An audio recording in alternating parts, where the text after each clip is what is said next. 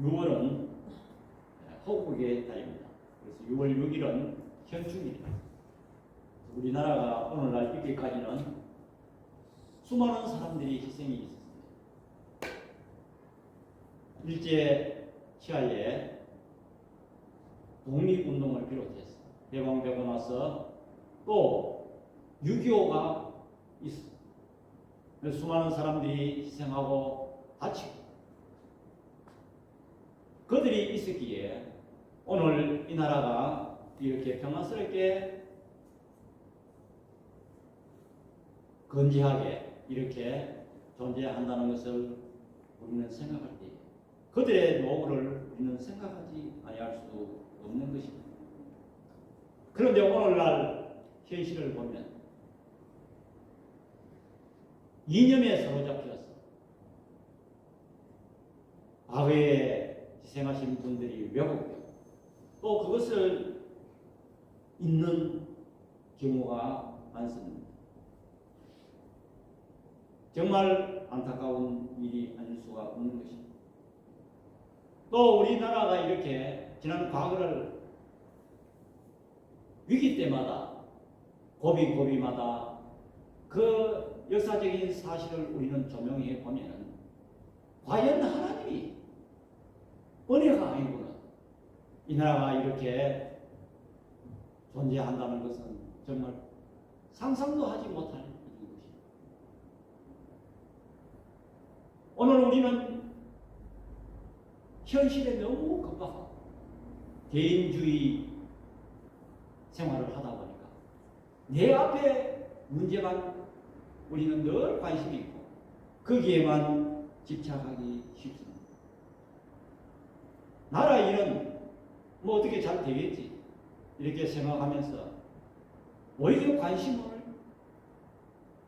나라에 대해서는 적게 하고 자기 생활에만 관심을 갖는 현실이 되고 말하는 것입니다. 오늘 이 본문을 통해서도 또 우리나라 역사를 또 추적해 보면서 우리가 나라에 대해서 어떻게 관심을 갖고 기도해야 되고 애국해야 되는가를 우리는 생각해 보려고 합니다. 이 느헤미야는 BC 약 440년 그래서 지금부터 약 2500년경의 일인 것입니다. 그 일이 오늘 현실하고 무슨 관계 있느냐? 우리는 역사를 조명해보면 이 역사 속에 과거가 있고 현재가 있고 미래가 있는 것입니다. 느헤미야는 어떤 사람이냐 하면 오늘 본문에서 하가라의 아들이라고 설명하고 있습니다. 어찌 보면 그의 할아버지 때부터 아마 바벨론에 의해서 바벨론 포로가 70년간 했으니까 아마 할아버지 때부터 그 바벨론의 포로가 되었어요. 그 와중에 바벨론이 망하고 페르시아가 점령하게 되었습니다. 오늘 이 느헤미야는 페르시아의 아닥사스다 왕의 술 맡은 관원으로서 일하고 있는 상태인 것이죠. 그러면 그 선조 때부터 포로가 되었으면은 요즘 말로 하면 약 한 이민 한 3세쯤 됩니다. 그 정도 되면 고국에 대해서 별로 관심이 없거나 또 고국의 말이나 이런 것을 잘 배우려고 하지 않습니다.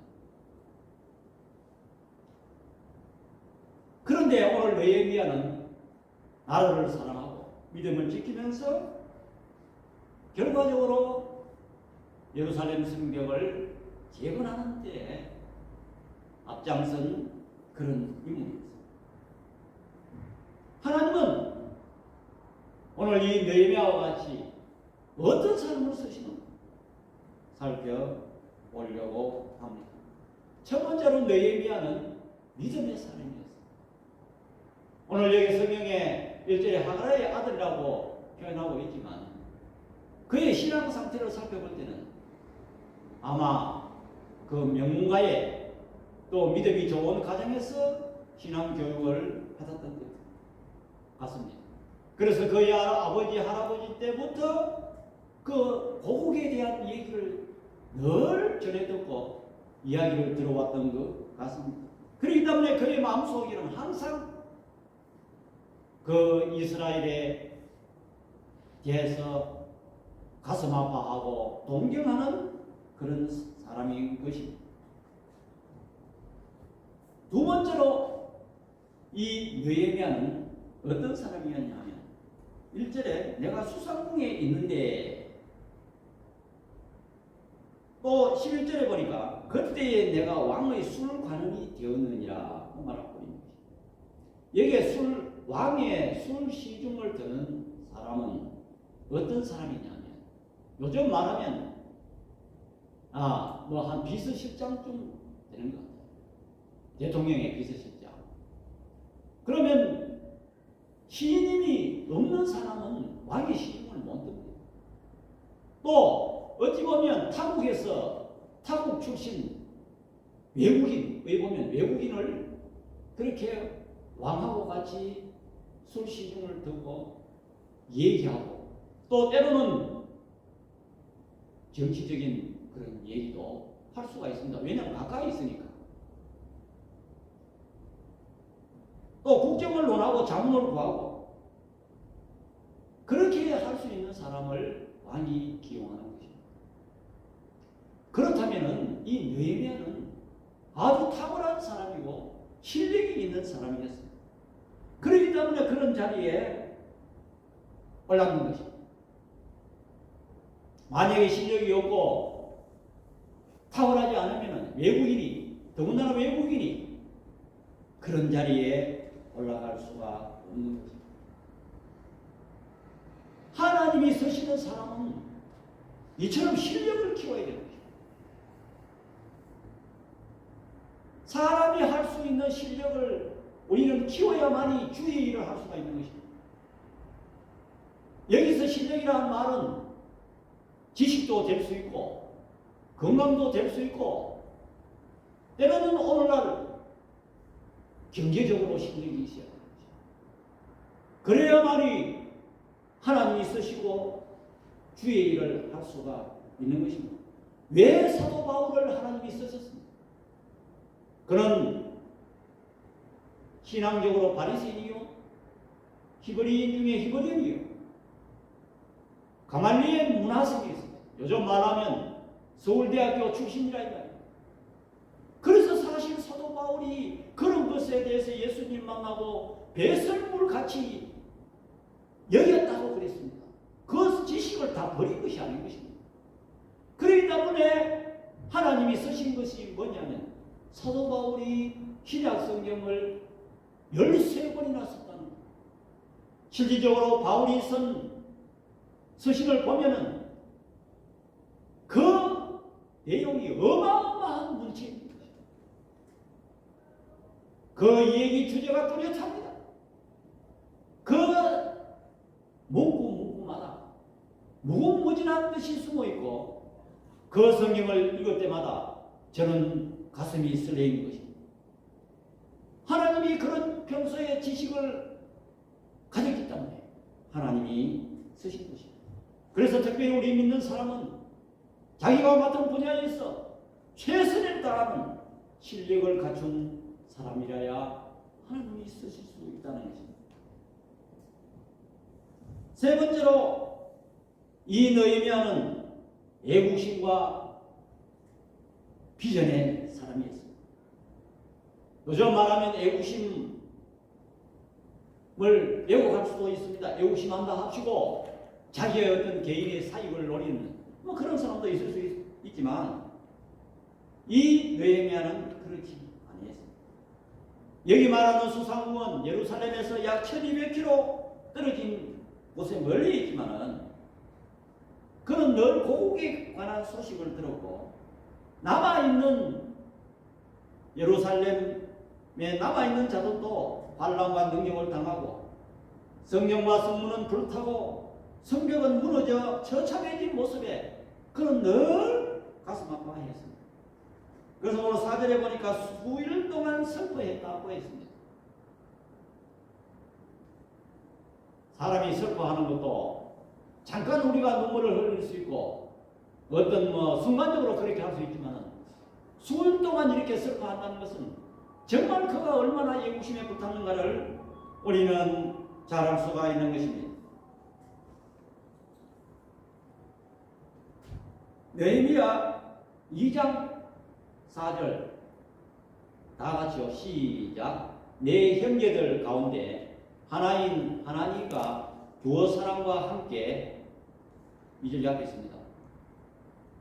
2절 내 형제들 가운데 하나인 하나님과 두어 사람과 함께 유다에서 내게 이르기로 내가 그 사로잡힘을 명하고 남아있는 유다와 예루살렘 사람들의 형편을 물은즉 그들이 내게 이르되 사로잡힘을 명하고 남아있는 자들이 그 지방 거기에서 큰 환난을 당하고 능력을 받으며 예루살렘 성은 무너지고 성문들은 불탔다 하는 사절로 내가 이 말을 듣고 앉아서 울고 수일 동안 슬퍼하며 하늘의 하나님 앞에 금식하며 기도하며 라고 말씀하고 있는 것입니다. 이처럼 느헤미야는 믿음의 사람이었고 신령의 사람이었고 애국심을 가진 비전의 사람이었다는 것을 우리는 알 수가 있는 것입니다. 우리나라 역사를 보면 저는 이 설교를 준비하다가 우리나라의 초대 대통령인 이승만 대통령이 이 느헤미야와 같은 사람이라고 저는 생각할 수가 있었습니다. 이 이승만 청년 이승만은 그때 당시에 우리나라에 기독교인 해봐야 한 40명밖에 안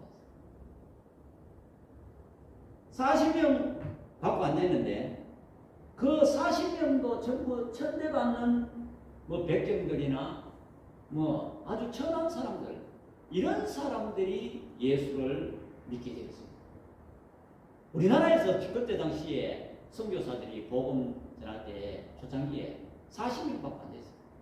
그런데 여기 이승만은 청년 이승만은 그 양반으로서 제일 먼저 예수님을 영접했다는 것입니다. 그래서 그는 김구성 선생과 같이 그 한성 감옥에 갇혀 있었다.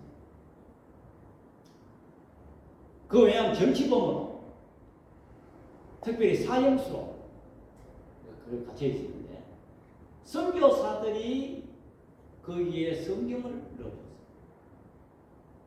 성경을 넣어줘서 그 0.2평 되는 그런 방에 다다다다 붙여요. 자, 손은 팔에 묶여있지요.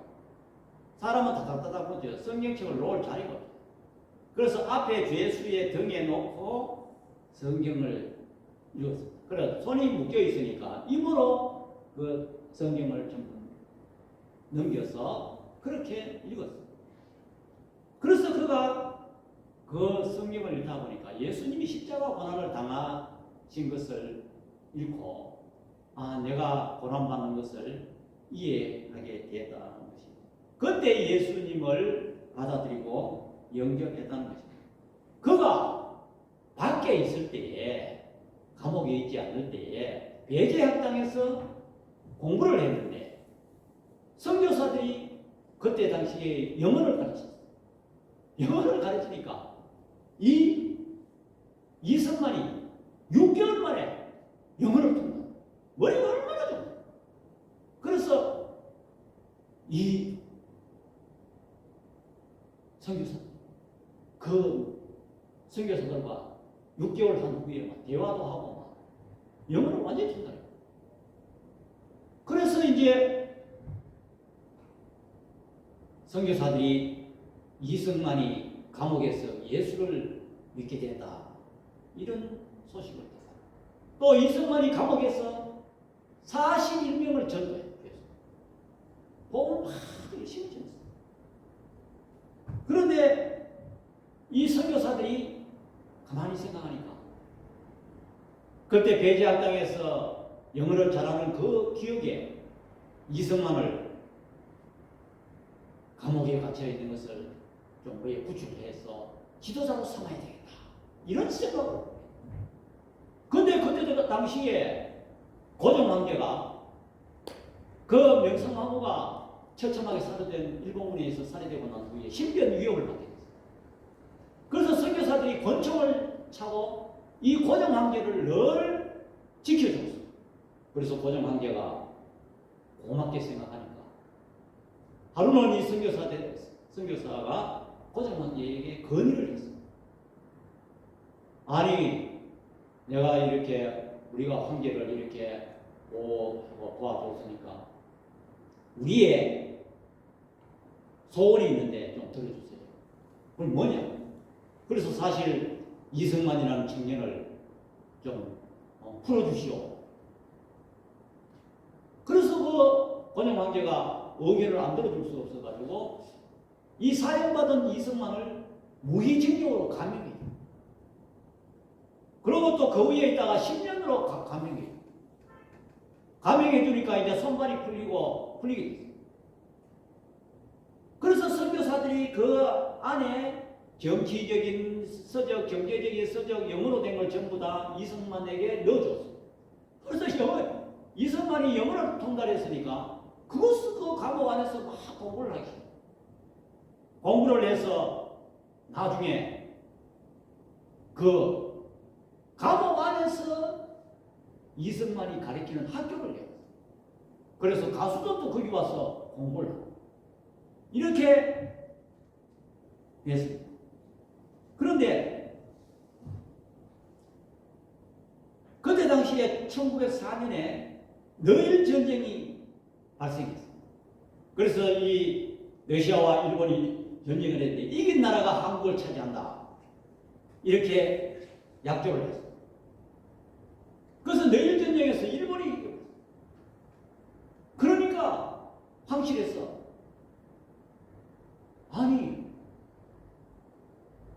일본이 이기게 되면 우리는 일본이 한국을 집어먹을 텐데 한일 합방을 간다.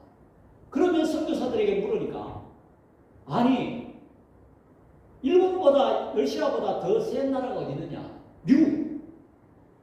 그래서 미국에 도움을 요청해요. 그런데 미국에 도움을 요청하려니까 뭐 영어를 할 줄 아는 사람이지. 지금 고종황제의 친서를 지금 미국 대통령에게 지금 전달을 해야 되는데 나라를 구해달라고 전달을 해야 되는데 할 사람이. 그래서 선교사들이 누구를 추천했느냐?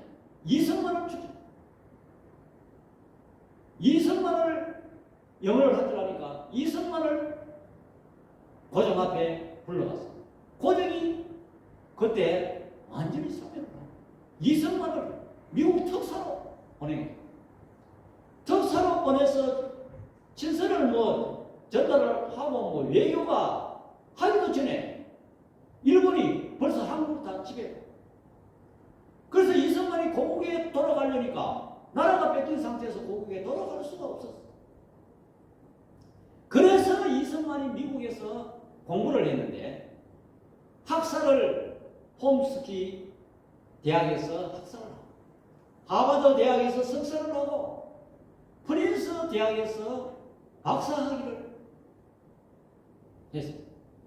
그때 프린스 대학의 박사 지도교수가 누구냐면 윌슨이라는 사람이었는데 윌슨 교수의 그 지도교수였는데 이 이승만이 논문이 얼마나 훌륭했던지 그가 나중에 윌슨이 누구냐면 미국 대통령이 돼요. 그래서 국회 연설에서 이 윌슨이 이 이승만 논문을 인용해서 그 연설을 했습니다. 그러자 이 프린스 대학에서 그 사실을 알게 돼서 이승만을 프린스 대학의 교수로 임용하려고 요청이 들어왔습니다. 그렇게 할 때 이승만은 나는 교수가 되려면 미국 시민권을 획득해. 나는 지금 조국이 해방됐는데 거기 돌아가서 지금 나라를 지금 재건해. 이렇게 하고 그가 프린스 대학의 교수 되는 것도 포기하고 미국 시민권도 되는 것도 포기했어. 그런데 막상 해방이 되고 고국에 돌아가려고 하니까 이승만이 공산주의에서 비판을 했습니다. 공산주의를 하면 안 된다고. 그러니까 미국 군중에서 이상하게 이승만을 귀국을 못하게 막은 거죠. 그런데 묘하게도 누가 도왔느냐 하면 이승만을 귀국하게 누가 도왔느냐 하면은 자기가 프린스 대학의 박사 과정을 할 때에 한국 후원의 모임을 그때 만들었는데 그게 뭐 미국 사람도 있었고 한국 사람도 있었는지 그건 모르겠어요. 했는데 그게 후원의 회장이 어떠한 사람을 데리고 왔는데 자기 사위를 데리고 왔어요. 그 사위가 누구냐면 메가더 소렌이라 미국 웨스트민스터 육군 사관학교 출신인 메가더 소령을 소개해요. 그래서 그 사람이 이승만이 영어를 짜라고 하니까 대화를 해보니까 아주 이 메가더 소령이 국제정서도 밝고 앞으로 전망이 있어서 그 사람과 계속 40년 동안 교제를 하게. 그래서 이승만이 지금 고국에 들어가야 되는데 미국 군중이 막으니까 메가더에게 전화를 했어. 그래서 메가더가 이승만을 한국에 올 수 있는 길을 열었어. 나중에 6.25가 터지고 이승만이 메가더에게 요청을 했어. 물론 메가더도 미국 대통령의 승인을 받고 인천 상륙작전을 감행했다. 자, 이런 과정을 살펴볼 때에 이 일은 누가 하느냐? 하나님이 배후에서 세밀하게 하시지 않고는 이런 일이 있을 수가 없었던 거죠. 그래서 이승만은 느헤미야와 같이 그런 신앙을 가진 믿음의 사람이요. 또 그런 실력을 갖춘 사람이었어. 과연 이승만은 미국 지도자들과 같이 대화하고 그런 미국에서 박사학위를 받고 그 윌슨 대통령이 그 자기 지도 교수고 이러한 인맥을 구축한 것은 이승만은 실력의 사람이었어. 또 이승만은 남달리 미국 시민권도 포기하고 자기가 평생 편안하게 살 수 있는 프린스 대학의 교수도 거절하지만 나라를 사랑하는 애국의 사람, 비전의 사람이었어. 이 이승만 대통령은 이 느헤미야와 흡사 닮은 인물로 저는 생각하고 싶습니다.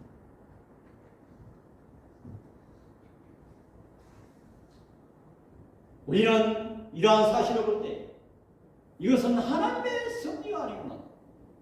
도저히 이런 일이 있을 수 없다는 것을 우리는 다시 한번 생각하게 되는 것입니다.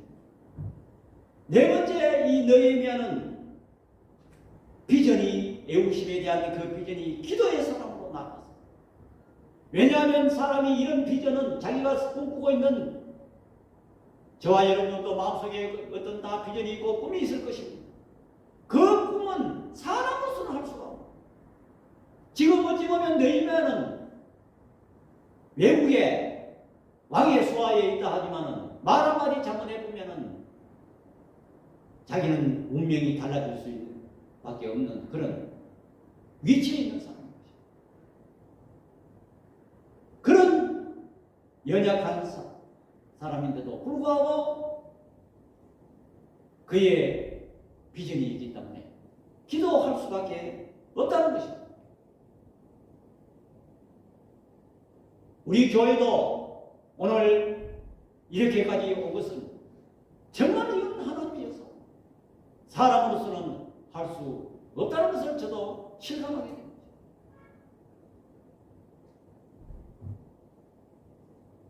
이것은 하나님만이 할 수 있다는 믿음을 갖고 이 느헤미야는 기도하기 시작했어요. 사람이 꿈이 있으면 믿음이 생기는 것입니다.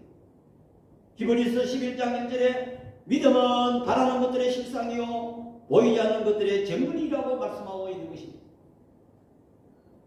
내가 바라고 있는 것을 보는 것과 같이 이루어진 것 같이 믿는 것이 그게 믿음인 것입니다. 그러니까 꿈이 있어야 믿음이 있는 것입니다. 내가 할 수 없는 기라도 꿈이 있는 사람은 그것은 믿음이 있는 것입니다. 믿음을 이루어진 것 같이 그리고 믿는 것이 그게 믿음입니다. 그러면 이 느헤미야는 어떻게 기도했느냐? 그는 첫 번째로 문제 해결을 위해서 그는 사람에게 뛰어가지 않았습니다. 먼저 하나님 앞에 나아가 기도했다는 것입니다. 보통 사람은 우리는 문제가 닥치면 조급한 마음으로 문제를 해결해 줄 사람을 뛰어다니고 문제를 해결해 줄 곳을 찾아다니는 것입니다. 언제 지금 급한데 하나님께 기도해서 무슨 응답을 지금 받고 할 이유가 있느냐? 기도는 나중에 하고 천천히 하고 먼저 사람 쫓아가서 만나고 하는 것이 태반사입니다. 조급함 때문에 우리는 하나님의 응답을 기다리지 못하는 것이 일반적인 사람인 것입니다. 거꾸로 하고 있는 것입니다. 우리는 문제가 있을 때 먼저 하나 사람 만나기 전에 하나님을 만나야 된다는 것입니다. 우리는 거꾸로 하다가 안 되면 이제 그때 아이고 하나님 날 살려주소 하면서 하나님 엎드리고 말씀 보고 기도하고 신앙생활 열심히 하고 헌금 열심히 하는 것입니다. 그것은 거꾸로 되는 것입니다. 우리 이승만 대통령은 6.25 전쟁이 터지고 지금 낙동강 전선 이거 막지 못하면 이제 우리나라는 바로 부산으로 내려가게 되고 이제 우리나라는 이제 풍전등하고 완전히 이제는 공산화가 되고 많은 것입니다. 그래서 이승만은 피난처로 대구에 왔는데 대구에서 매일 밤 그는 기도했어요. 그 기도문을 보면 제 늙은 목숨 조국 통일재단에 바치겠나이다. 하나님 총이 없는 우리 아이들을 보살펴 주옵소서. 이것은 우리 민족을 얘기하는 것입니다. 또 이승만 대통령의 기도 뒤에는 자기 영부인인 프란체스카 여사와 오스트리아 빈의 그의 어머니 언니 베티까지도 기도에 동참했던 것입니다. 기도를 마치자마자 9월 10일 때늦은 고마운 장미로 9월 10일 되면 장마 다 끝납니다. 그런데 그때 당시에 장마가 계속됐어요. 낙동강 전선의 혈투는 소강 상태로 보이고 아군에게는 시간을 주게 되어 군의 보급과 전열 전개에 도움을 줄 수 있었고 이후에 미군이 군산과 인천을 포격하기 시작했고 포항에서도 서서히 밀려 올라가기 시작했던 것입니다. 또 이승만 대통령은 부산에 임시수도를 부산으로 옮기고 1950년 8월 16일 부산에 있는 목회자를 전부 소집해서 금식기도 했습니다. 풍년등화와 같은 국가위기 속에서 영남 지역에 있는 목사님들 긴급히 불러 하나님 앞에 엎드려 기도했다는 것입니다. 그 기도회를 마치고 나자 지금 오키나와에서 B-29가 떠서 인천 상륙작전과 더불어 폭격을 해야 되는데 날씨가 좋아야 B-29가 뜨는 것입니다. 또 그때 당시는 한참 장마가 질 시기입니다. 그런데 묘하게도 날씨가 햇빛이 쨍쨍한 맑은 날씨가 돼서 경북 외관 서북방에서 B-29 99대가 이륙 폭격해서 백선문역 사단장이 이끄는 Mi-27년대의 지원을 받아 낙동강 전투는 승리했고 공산당을 막아냈다는 것입니다. 우리 이승만 대통령은 이 느헤미야와 같이 어떤 문제를 해결하려고 어떤 미국에 요청하고 하기 전에 먼저 하나님 앞에 엎드려 기도했다는 것입니다. 또 부산 초랑교회 기도회가 있었는데 이 사진을 보면은 부산 초랑교회 기도회 기념사진입니다. 여기에는 9월 말에서 8월 말에서 9월 중순까지 2주간 있었는데 그때 당시에 경남지사인 초랑교회 양성봉 장로님이 피난민들 250명 교역자들을 초랑교회에 거처를 주선해 주었습니다. 초랑교회 기도회 할 때에 초랑교회 목회자와 성도님들이 결혼 예물까지 팔아서 이들을 먹이고 집회에 먹이고 도와주었습니다. 거기에 대표적인 목사님이 한상동 목사님, 박윤선 목사님, 박영용 목사님이 11차례 설교를 하고 15일 날 마무리했습니다. 이렇게 해서 이 나라가 기도로서 위기를 모면했다는 것을 우리는 역사적으로 증명해주고 있는 것입니다. 두 번째로 너희는 어떻게 기도했느냐? 기다리는 기도를 했는 것입니다. 이것은 무슨 말인가 하니까 기도를 하고 응답이 오기 전에 조급하게 움직이지 아니했다는 것입니다. 1장 1절에 보면 아닥사스당 왕 제20년 기슬 르웨레라고 말합니다. 여기에 기슬 르웨레라는 말은 우리나라 원력으로 말하면 11월, 12월에 해당되는 것입니다. 기도의 응답이 그때 기도를 시작해서 기도의 응답이 언제 왔느냐? 2장 1절에 보면 아닥사스당 왕 제20년 니산월 이래라고 말씀하고 있는 것입니다. 니산월 이래라는 것은 3, 4월을 얘기합니다. 그러니까 기도는 11월달, 12월달이 시작해서 3, 4월에 응답이 왔으니까 4개월 동안 응답이 없었고 4개월 후에 응답이 왔다는 것입니다. 때로는 우리가 기도해도 바로 응답이 안 오면 낙심할 수가 있습니다. 또 기도를 하고 있는데 우리는 또 조급하게 응답도 오기 전에 어떤 징조도 보이기 전에 사람이 먼저 움직입니다. 기도는 이보다도 훨씬 더 늦어지면서 응답은 늦어질 수도 있는 것입니다. 때로는 몇 년, 몇십 년 걸릴 수도 있는 것입니다. 이처럼 느헤미야는 기도의 응답이 오기 전에 40일 동안 계속 하나님 앞에 기도를 했다는 것입니다. 그 다음에 세 번째로 어떻게 기도했느냐? 느헤미야는 하나님을 바로 알고 인정하고 기도했습니다. 하나님의 영광을 노래하는 것입니다. 5절에 보니까 하늘의 하나님 여호와라고 말합니다. 하늘의 하나님, 우리가 하나님 앞에 기도할 때 먼저 우리는 하나님 앞에 기도할 때 먼저 내 요구사항만 그렇게 이야기할 때가 많습니다.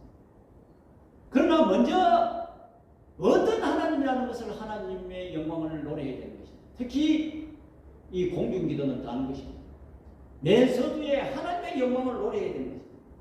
하늘의 하나님 여호와라는 것은 창조주를 인정하는 것이고 크고 두려우신 하나님이라는 것은 능력의 하나님이라는 것을 인정하는 것입니다. 또 주를 사랑하고 주의 계명을 지키는 자에게 언약을 지키시며 긍휼을 베푸시는 주여라고 말씀하고 있는데 이것은 신실하신 하나님이라는 것을 말씀하고 있는 것입니다. 그렇습니다. 우리는 하나님을 부를 때 어떤 하나님이냐? 하나님은 창조주 하나님이시라는 것을 먼저 맨 기도 서두에 우리는 노래해야 되는 것입니다. 하나님의 위대하심을 우리는 노래해야 되는 것입니다. 그를 인정하는 것입니다. 네 번째로 느헤미야는 어떻게 기도했냐? 죄를 고백하는 기도를 했는 것입니다.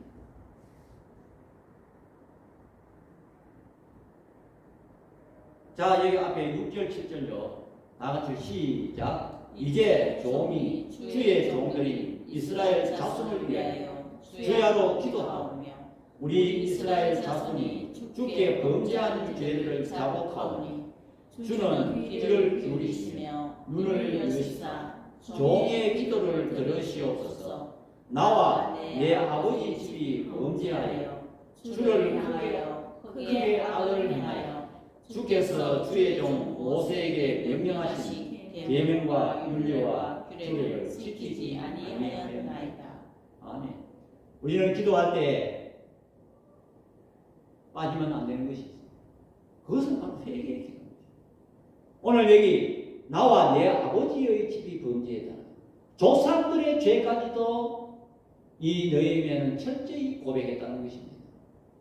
그렇습니다. 오늘 우리 저와 여러분들이 혹시 당면하고 있는 이 어려움은 어찌 보면 우리 조상들이 잘못해서 그 벌로 인해서 우리가 고통을 당할 수도 있는 것입니다. 사실 지금 느헤미야도 그렇지 않습니까?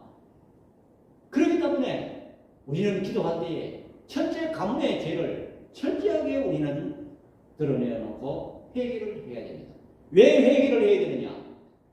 우리가 우리 나이를 자녀들을 키워보면 자녀들이 예를 들어서 나쁜 짓 하고 또 돈을 헛군데 쓸 때에 또 그 자녀들이 돈 달라 하면 계속 돈 주는 부모가 있습니까?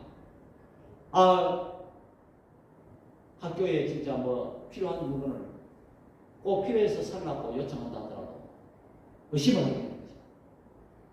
어떤 때 돈을 줍니까? 자녀들이 다시는 안 그러겠다고 회개할 때 그때 돈을 주는 것입니다.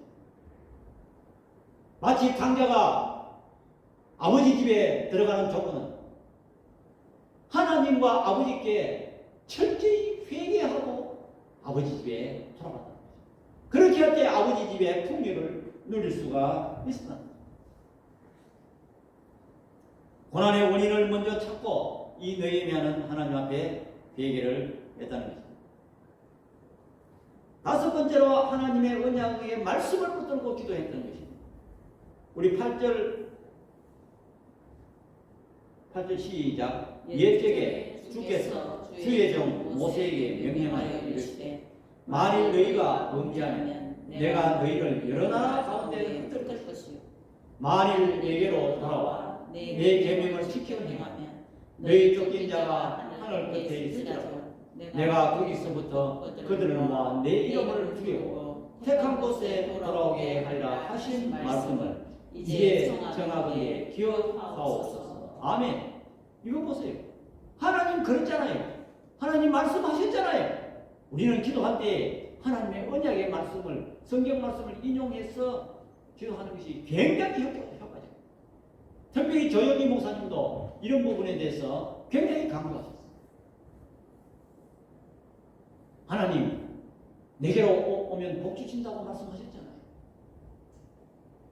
예주께 왔사오니 복 주옵소서. 이렇게 우리는 하나님의 말씀을 붙들고 우리는 기도해야 되는 것입니다. 왜냐하면 하나님은 거짓말 하시지 않는 분이시고 신실하신 하나님이시기 때문에 하나님의 말씀은 1.1도 변함없고 하나님의 말씀은 그대로 다 성취되기 때문에 우리는 하나님의 약속의 말씀을 붙들고 기도해야 되는 것입니다. 느헤미야는 이런 문제를 잘 이용했습니다. 그러면 느헤미야는 어떻게 기도했느냐? 과거에 베풀어 주신 은혜를 상기시키며 기도했다는 것입니다. 우리 11절 다 같이요. 주여 구하오니 귀를 기울이사 종의 기도와 주의 이름을 경외하기를 기뻐하는 종들의 기도를 들으시고 오늘 종이 형통하여 이 사람들 앞에서 은혜를 입게 하옵소서 하였나니 그때 내가 왕의 술가란이 되었느니라. 아멘. 이거 보세요. 종의 기도를 들으시고 하나님이 과거에 내가 기도할 때 하나님 소원을 들어주셨잖아요. 이 말입니다. 소원을 들어준 것 같이 하나님 이 소원도 들어주세요 하는 말이 숨어 있습니다. 과거에 내가 하나님께 기도했으니까 하나님께서 나를 이렇게 형통하게 해가지고 이렇게 왕의 술관원이 되었다는 거예요. 하나님 과거에 그러시잖아요. 그런데 지금 당면한 문제도 하나님이 해결해 주세요. 하나님 이것이 숨어 있어요. 우리는 과거에 내게 베풀어 주신, 우리에게 베풀어 주신 하나님의 은혜를 우리는 상기시키면서 우리는 그것을 붙들고 그것을 인용하면서 하나님께 부르짖으면서 감사하면서 기도해야 되는 것입니다. 또 여기서 왕의 순간음이 되었니라는 이 말은 어떤 뜻이 숨어 있느냐 하면은, 하나님, 내가 지금 할 수 있는 것은 왕에게 술따라는 일밖에 할 수 없습니다. 하나님, 왕의 마음을 변화시켜 주옵소서. 이 뜻이 숨어 있습니다. 우리가 마음속에 소원이 있고 하나님 나라 미래 우리가 꿈이 있습니다.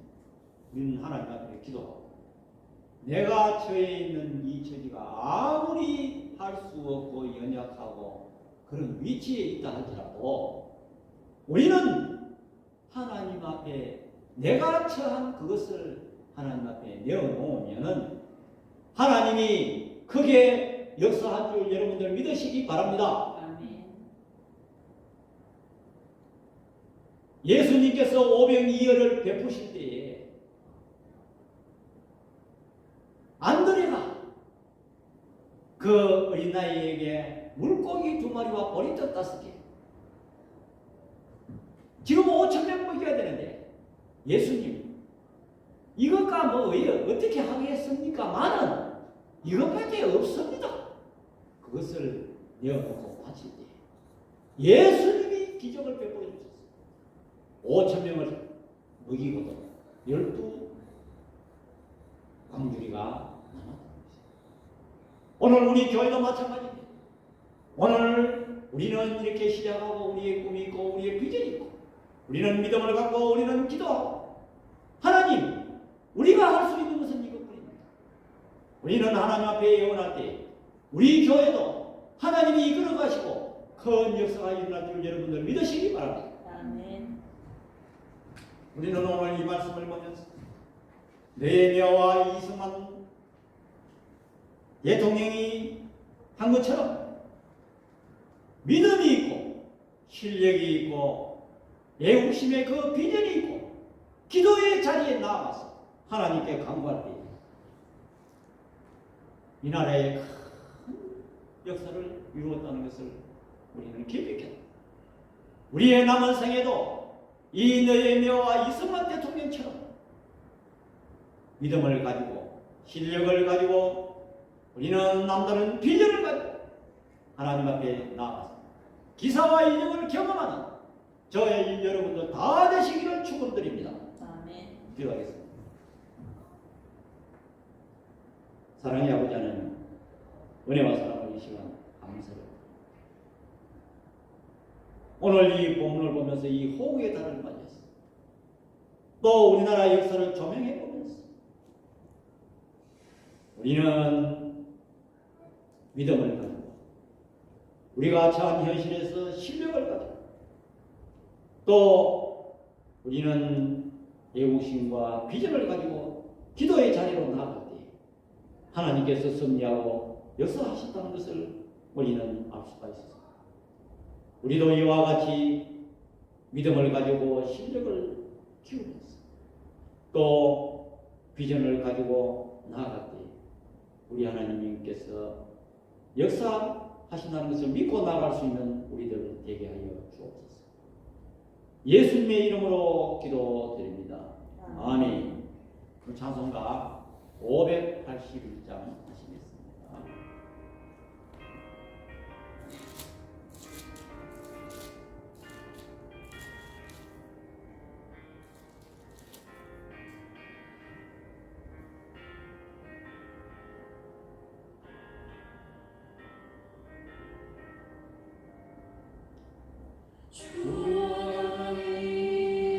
이 나라를 지어주시고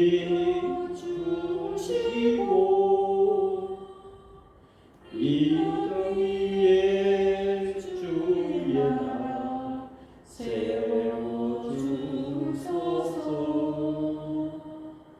인종을 언제로서 주의 백성 되어서 우리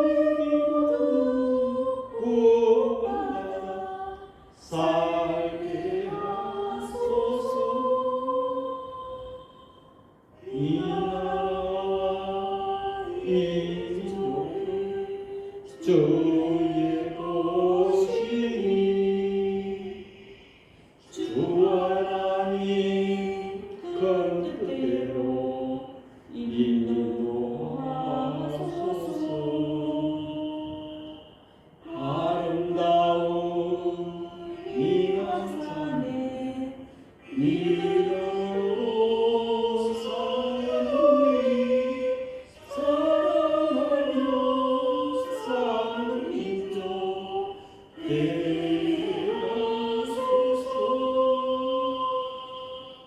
하나님이 다스리는 나라 되어서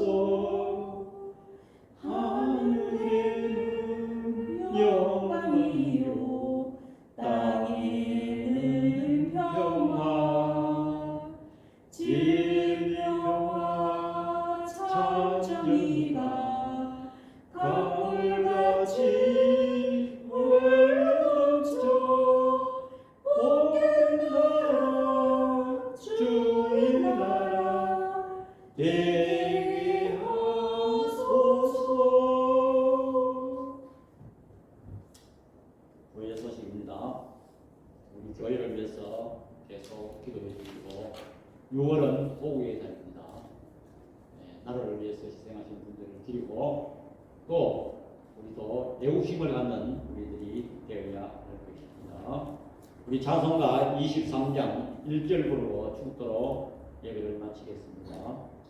만입이 내게 있으면 거의 따가지고 내 구주 주시는 종을 늘 찬송하겠네. 아멘.